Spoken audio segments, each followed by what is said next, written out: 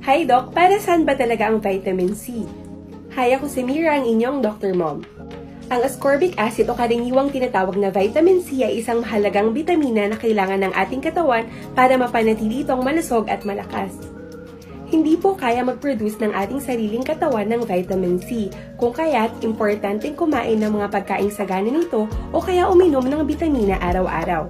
Ang vitamin C ay isang water-soluble vitamin na nagbibigay ng madaming benepisyo sa ating katawan. Yan mga ka-coach mong, ayan, yan yung dalawang kaibigan ko, bumili ng Ultima C, ayan, sa mga gustong magpataba, no? Mga payatot dyan, mahinang kumain, or mga bata na sakitin dyan, pwede nang mag-Ultima C, pwede ka nang mag-click dyan, dito sa order button para sa ganon, mabilis ka lang magka-order at the same time, yung anak mo nasakitin or mahinang kumain at ikaw mismo nasakitin ka, lagnatin ka, pwede ka dito.